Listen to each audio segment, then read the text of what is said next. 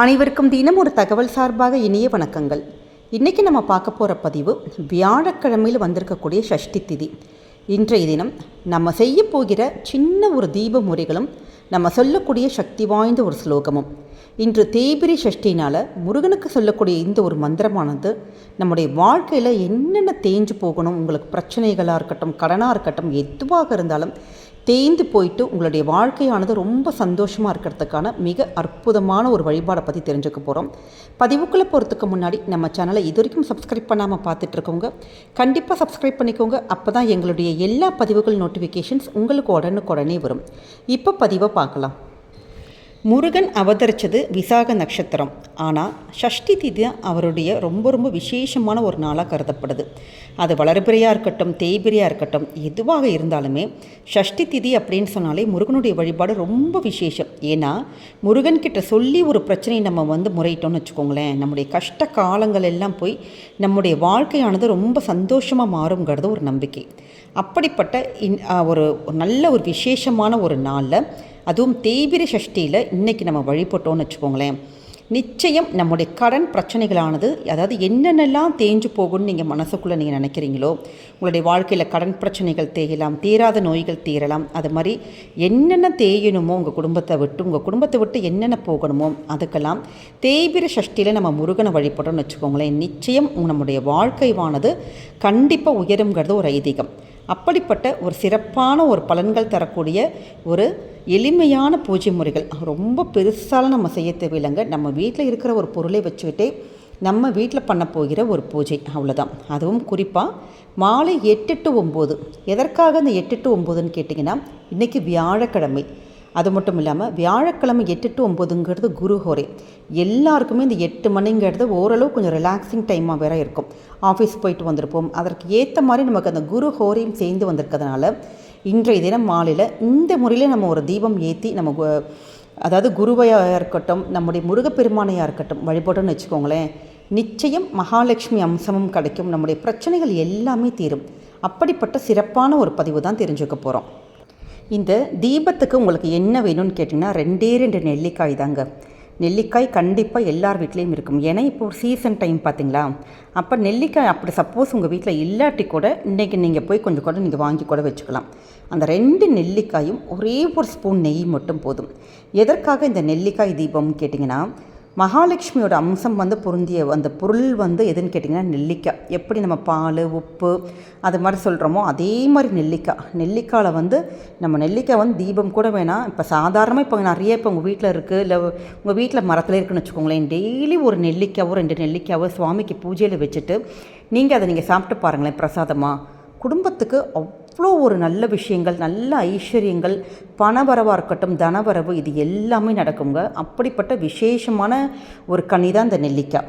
அப்படிப்பட்ட இந்த நெல்லிக்காய் வச்சுட்டு நம்ம ஏற்று போகின்ற ஒரு நெய் தீபம். இந்த 2மே நெய்யாக இருக்கட்டும், நெல்லிக்காய், அது 2மே மகாலட்சுமியோட அம்சம். அப்படிப்பட்ட, ஏன்னா நம்மளுடைய குடும்பத்தில் கடன் பிரச்சனைகள் தீரணும், பொருளாதாரத்தில் நல்ல முன்னேற்றம் ஆகணும் அப்படின்னு, அதுவும் இந்த குரு சஷ்டி நாளில் நம்ம இந்த முறையில் வழிபாடு பண்ணோன்னா நிச்சயம் குடும்பத்தில் இருக்க எப்படிப்பட்ட தடைகளும் நமக்கு நீங்கும், பொருளாதாரத்தில் நல்ல முன்னேற்றம் வரும். இன்றைக்கி எப்பயும் போல் உங்கள் வீட்டில் என்ன பூக்கள் இருக்கோ, சிகப்பு நிற பூக்கள், செம்பருத்தியாக இருக்கலாம், செவ்வரளியாக இருக்கலாம், இல்லாட்டி வேறு அந்த பூவெல்லாம் இல்லாமல் ரோஸாக இருக்கலாம், ரோஸ் வச்சுக்கலாம். இல்லை என்ன பூ கிடைக்குதோ பூவெல்லாம் முருகப்பெருமானுக்கு நீங்கள் வச்சுட்டு எப்பயும் போல் நம்ம ஒரு விளக்கு ஏற்றி தீபதூபம் இதெல்லாம் காமிப்போம். நிறைய பேர் என்ன பண்ணுவாங்க, சஷ்டி திதியில் வெற்றிலை தீபம் போடுவாங்க. அப்படி வெற்றிலை தீபம் உங்களுக்கு பழக்கம் இருக்குது, செய்வோன்னா நீங்கள் அதுவும் பண்ணலாம். இல்லை எங்களுக்கு இப்போ நார்மலாக ஒரு காமாட்சி அம்மன் விளக்கு தான் நாங்கள் வைத்திருக்கோன்னா ஒரு தீபம் நீங்கள் ஏற்றிட்டு இந்த 2 நெல்லிக்காய் மட்டும் எடுத்துக்கோங்க. ஒரு சின்ன ஒரு தட்டில் அந்த நெல்லிக்காயில் ஒரு சின்ன ஸ்கொயர், ரொம்ப ஏன்னா நெல்லிக்காவே சைஸ் சின்னதாக தான் இருக்கும், அதில் சின்னதாக ஒரு குட்டி ஒரு ஸ்கொயர் ஷேப்பில், அதாவது ஒரு சதுர வடிவில் அந்த நெல்லிக்காய் மட்டும் நம்ம நறுக்கிட்டிங்கன்னு வச்சுக்கோங்களேன், சின்ன குழி மாதிரி ஆயிரும். ஏன்னா அதோட கொட்டை எடுக்க முடிஞ்சவங்க நீங்கள் கொட்டை எடுக்கலாம். நான் நிறைய பேர் கொட்டை ரொம்ப பெருசாக இருக்கும், முள்ளுக்குள்ளே இருக்கும், அப்படி எடுத்தால் நெல்லிக்காய் உடஞ்சிரும். அதனால் பார்த்து பக்குவமாக சின்னதாக ஒரு சதுரம் மாதிரி போட்டுட்டு குட்டி குழி மாதிரி போட்டுட்டு அதில் ஒரே ஒரு ஸ்பூன் கூட இருக்காது, சில நேரங்கள் அரை ஸ்பூன் தான் நமக்கு நெய் போகும். அந்த நெய்யும் அந்த திரியை நல்லா நம்ம நெய்யில் முன்னாடியே நீங்கள் ஊற வச்சிட்டிங்கன்னு வச்சுக்கோங்களேன், உங்களுக்கு ஈஸியாக இருக்கும். அப்படி 2 நெல்லிக்காய் மட்டும் இப்படி வச்சு 2 பஞ்சுத்திரி மட்டும் போட்டு தீபம் மட்டும் ஏற்றிக்கோங்க. இது ரொம்ப நேரம் எரியலைன்னு சொல்லிட்டு நிறைய பேர் கவலைப்படுவாங்க. அப்படிலாம் அது ஆக்சுவலாக இந்த தீபமானது அப்படி ரொம்ப நேரம் எரியாது. ஏன்னா நம்ம விட்டுருக்க நெய்யோட அளவும் சின்ன இது இல்லைங்களா, அப்போ உங்களுக்கு மேக்ஸிமம் 1 நிமிஷம் 2 நிமிஷம் அந்த தீபம் எரிஞ்சாலே போதுங்க. இதெல்லாம் ஒரு சாஸ்திரத்துக்காக தான். அப்படி அந்த தீபத்தை மட்டும் போட்டு இன்றைக்கி நீங்கள் உங்கள் வீட்டில் விளக்க ஏற்றிட்டிங்கன்னு வச்சுக்கோங்களேன், கண்டிப்பாக அஷ்டலக்ஷ்மி கடாட்சம் உங்கள் வீட்டில் என்றைக்குமே நிறைஞ்சிருக்கும்.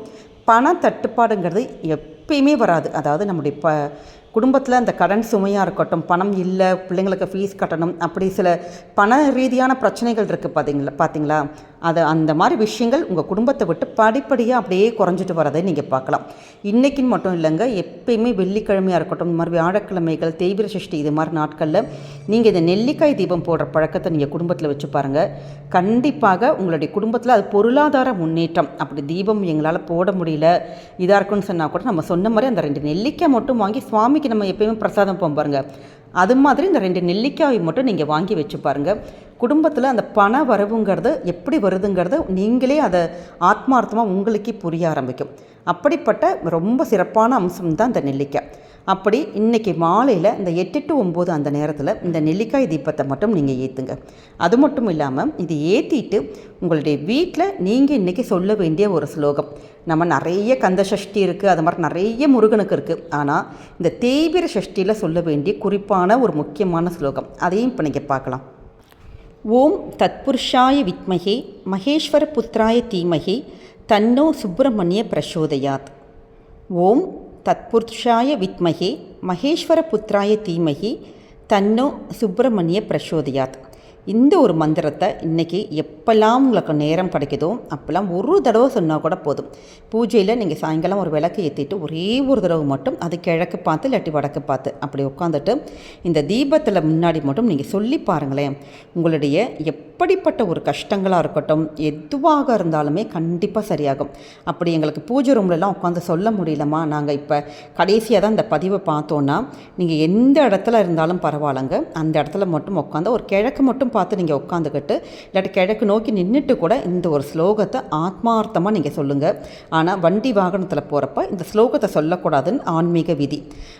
இந்த சக்தி வாய்ந்த ஒரு தீபமும் இந்த மந்திரமும் சேர்ந்து நீங்கள் சொல்கிறப்ப உங்களுடைய கடன் பிரச்சனைகள்லாம் போய் பொருளாதார ரீதியாக உங்களுடைய வாழ்க்கையில் நல்ல முன்னேற்றம் இருக்குங்க. குடும்பத்தில் நல்ல ஒரு சுபிக்ஷமும் ஐஸ்வர்யம் தரத்துக்கு முருகப்பெருமானும் குரு பகவானும் மகாலட்சுமி தாயாரும் உங்களுக்கு எப்பயுமே துணை நிற்பாங்க.